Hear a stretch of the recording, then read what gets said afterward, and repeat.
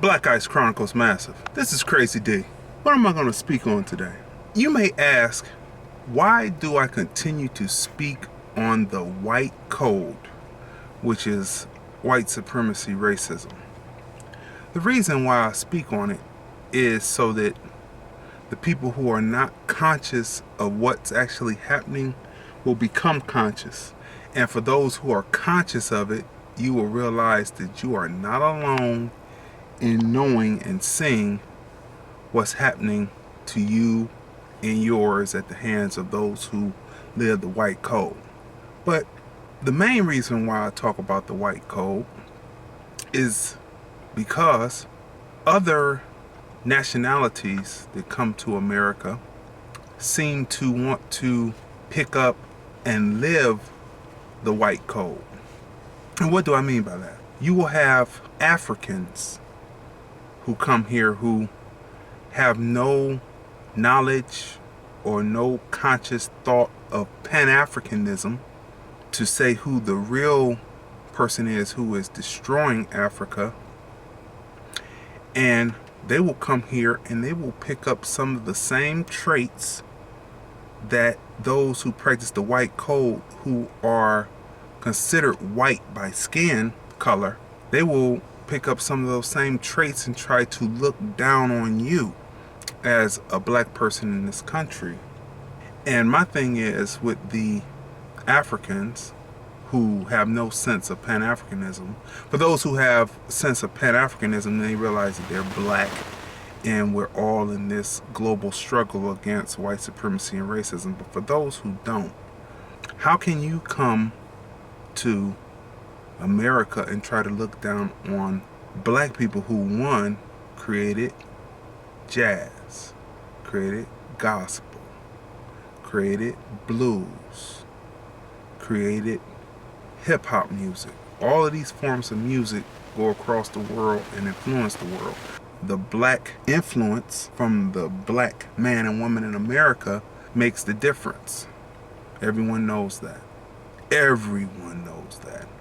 So for you to come here and try to look down on us, where they're handing you scholarships and handing you loans and things that they won't give us because they're trying to annihilate us.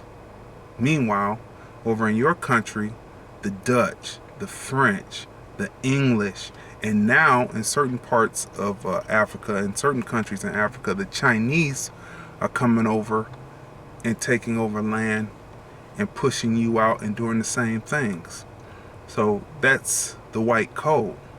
But for you to come here and to try to look down on us, and you live, it's your country now, your country, but you live in shanty shacks, shanty towns, if we're going to compare what is poverty to poverty.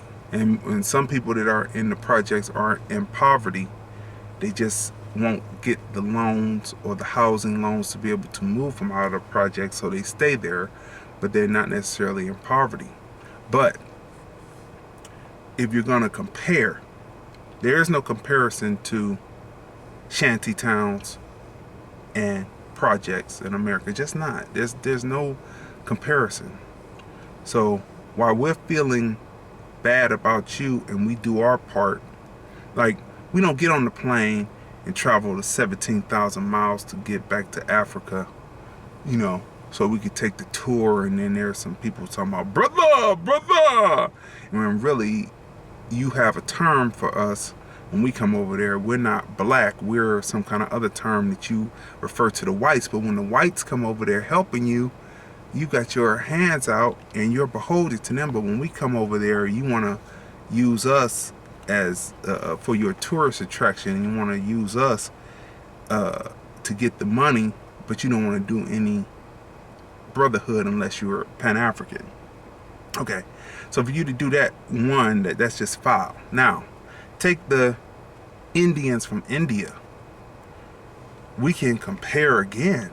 The worst of the areas that are projects that some black people live in are of no comparison to the shanty towns, less than shanty towns, the poor waste systems and irrigation systems, trash in the water, just nasty.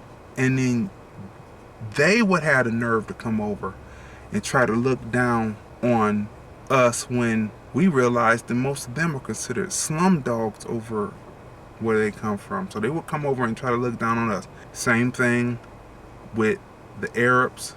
And this is my point. We were stolen away from a continent.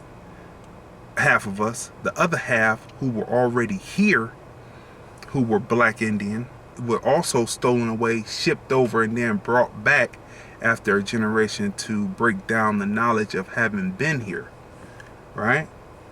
So you take that compared to you live in your country, you live in your continent, and your country, in your continent, and you have no control over the decisions that are made in your country, in your continent, and you would dare come over here and try to look down on us and try to follow the white code by saying, well, we did it within a generation. How come they can't do it? We came over, we struggled. And the main thing is they're giving you the quote unquote minority tag that we're supposed to be giving to us, the loans and all of that, so that we could open up businesses because they treated us like shit for nearly 500 years.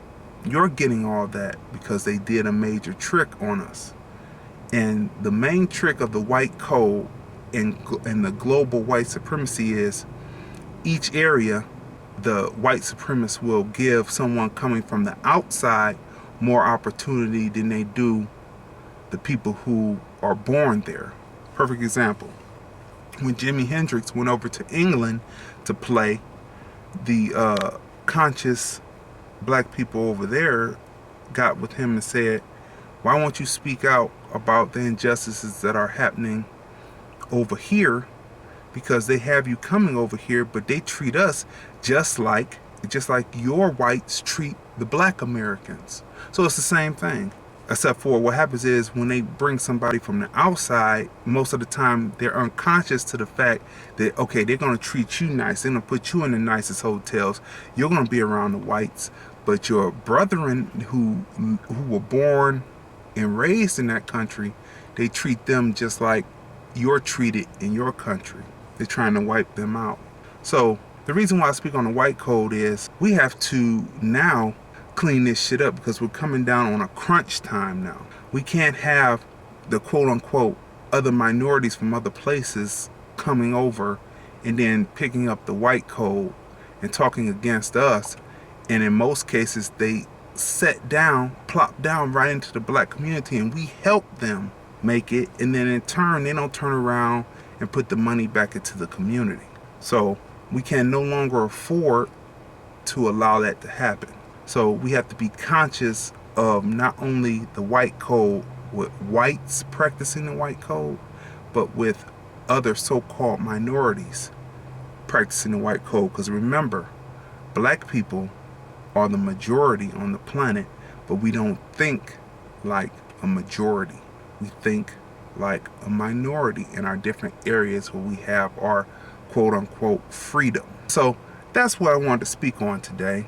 Put it all together, get your mind to churning and get conscious, get into Pan-Africanism. We're speaking out to those who come here who forget that no matter where you go, you're supposed to be about your black people. Your black people, not just the black people in the country that you were born and raised in, but also the black people that are in other countries that you may come and profit from off of their hard work and gains. So that's it. Stay tuned. The Black Ice Chronicles.